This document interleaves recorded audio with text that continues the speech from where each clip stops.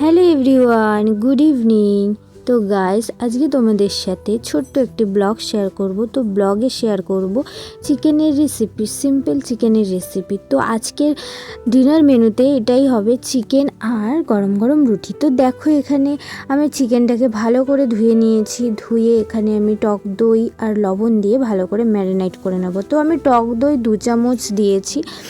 তো দেখো, এখানে আমি এখন লবণটাও দিয়ে নিচ্ছি। দিয়ে এখন আমি ভালো করে ম্যারিনেট করে নিচ্ছি। আধ ঘন্টা মতন আমি রেখে দেবো।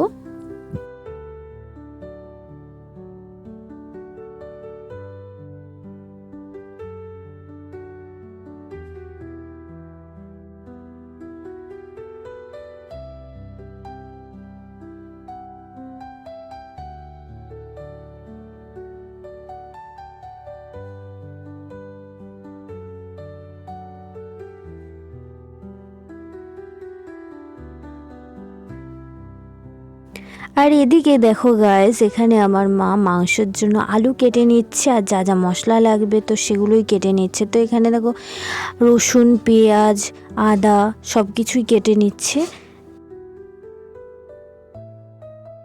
তো গাইস, এদিকে দেখো এখন আলুগুলোকে ভালো করে ধুয়ে লবণ আর হলুদ মাখিয়ে রাখছে।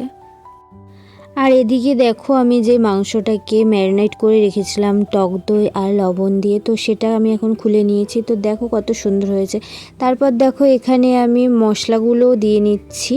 তো হ্যাঁ, তোমরা চাইলে টক দইয়ের সাথে তোমরা মশলাগুলো একসাথে ম্যারিনেট করে নিতে পারো, তো আমি পরে দিয়েছি।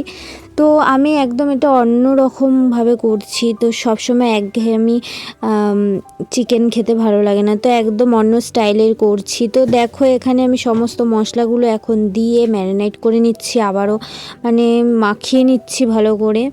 তো এই যে দেখো, তো তারপর দেখো এখানে আলুগুলো ভেজে নিচ্ছিলাম। তো মাংস আলু ছাড়া একদমই ভালো লাগে না খেতে।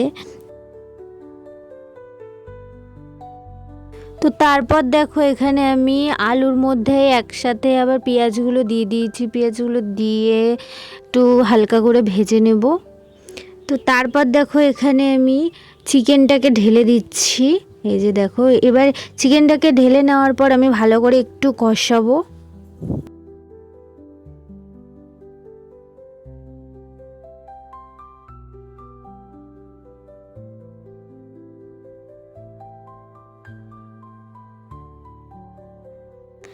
তো তারপর দেখো, এখানে হলুদ আর কিছুটা থেকে যাওয়া মশলা আমি জলে গুলে তারপর আমি মাংস কষার মধ্যে দিয়ে দিলাম। তো তারপরেও এটাকে আমি 10 মিনিট, 7 থেকে 10 মিনিট মতন আবারও কষাবো। তো দেখো কিছুটা আমার ফুটেও গেছে এখানে চিকেনটা। আর তোমাদের গাইস বলাই হয়নি, চিকেনটা আমি সম্পূর্ণ কাঁচা লঙ্কা দিয়ে করেছি, তো সেই জন্য এরকম কালার হয়েছে। তো তোমাদেরকে তো আগেই বলেছি যে আজকে চিকেনটা একদম অন্যরকম বানাচ্ছি, অন্য স্বাদের। তো দেখো, তারপরে আমি এখানে মিট মশলাটাও দিয়ে নিচ্ছি। তোমরা চাইলে এখানে গরম মশলাও দিতে পারো, তো আমি মিট মশলাই দিয়ে নিচ্ছি। তো তারপর দেখো, এখানে রুটিও হয়ে গেছে গরম গরম। তো রুটি আর তোমাদের সাথে দেখালাম না রুটি করাটা, রুটি তো সবাই পারো করতে।